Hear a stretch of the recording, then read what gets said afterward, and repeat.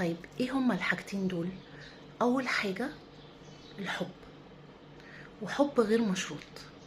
يعني ما تربطيش حبك لابنك باي حاجة هو يعملها.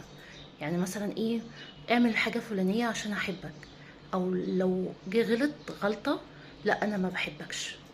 لا، انا انتقد التصرف وانتقد السلوك، لكن انا بحبك، حبي ليك زي ما هو، لكن انا زعلانة وغضبانة، او ما كانش المفروض انك تعمل اي حاجة من الحاجات التصرفات ايا كان التصرف اللي هو عمله. تمام. الحاجة التانية دي مهمة جدا جدا جدا، المدح. يعني امدحي على قد ما تقدري، حتى لو كانت حاجة صغيرة وتافهة جدا بالنسبة لك، بس هي ممكن تكون بالنسبة له هو مهمة قوي قوي يعني. فامدحي على قد ما